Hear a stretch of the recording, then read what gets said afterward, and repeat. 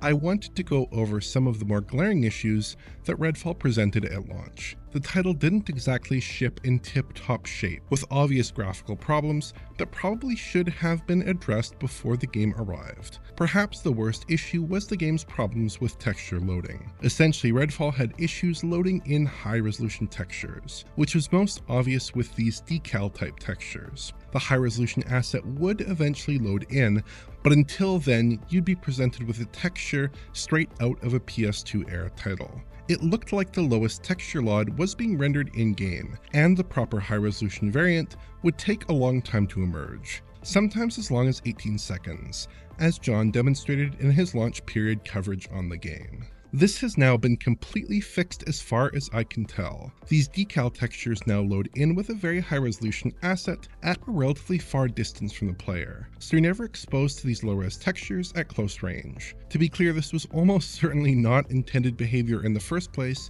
but whatever bug was creating this problem has now been fixed. Crosswalk markings, graffiti, and painted illustrations all render without any issues whatsoever, but some of the game's textures are still a touch low resolution even in their highest quality LOD, just like the launch version of the game, so some texturing issues do remain as of patch 1.2. Redfall also hit some snags with shadow quality. At a distance, shadows looked okay, but when you approached them they often looked odd. The shadows would constantly flicker and alias, and because the game had a dynamic time of day system, with shadow maps that updated their position every single frame, the shadows looked awful even when the camera position was relatively static. As of version 1.2, this has been comprehensively fixed. There is still some shadow aliasing at close range, but the shadows remain quite coherent and are very detailed.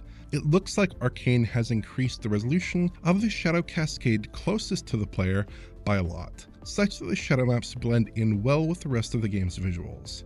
I initially suspected that the speed of time of day changes may have slowed since the initial version of Redfall, which could reduce apparent shadow aliasing, but when we stack version 1.0 and 1.2 side by side, the shadow positions move at about the same rate. These new shadows aren't exceptional by any means, as there's no simulation of variable penumbra, and the close range detail isn't that sharp, unlike we see with virtual shadow maps in some games, but Redfall is now basically on par with expectations for a modern title.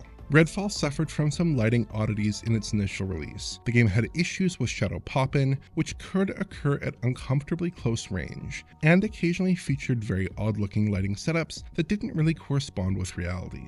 Unfortunately, these issues are mostly still present in the updated version. I noticed some very annoying shadow pop-in, like in this warehouse. In the loading area, the shadow for the shelving popped in just like before, but when I moved back and tried again, the shadow simply never appeared, which is a pretty obvious bug. Some of the game's more distant shadow cascades do seem to have been pulled in a bit as of patch 1.2, which exacerbates these issues. Interior areas also have very odd-looking lighting at times, like in this basement area, where the whole room has a sort of uniform glow to it despite the complete absence of corresponding light sources. Often the final results just don't look good enough. Sometimes you see a disproportionate contribution from a certain light source, like these blue floodlights outside, which look pretty dim at the source but apparently cast light as bright as the sun. And when we move back and forth here, we can get the lighting to pop in and out. In this scene, there are some conspicuously missing shadow maps in the center area, but when we switch visual modes they appear. The game is just littered with these bizarre lighting issues and bugs. Some of the game's visual bugs that are unrelated to lighting, like this misaligned water surface, are still present as well. Finally, other launch-era critiques of the game's visuals and production values still apply to version 1.2. Outside of the changes that I've just explained, the game looks about the same as it did back in May, for better and for worse. The game's visuals certainly have a bit of a last-gen quality to them, especially indoors, and the storyboard-style cutscenes and robotic dialogue scenes showcase questionable production values. Redfall is a competent enough effort with its various post-release tweaks and fixes, but it's not exactly up there with the bleeding edge of real-time rendering.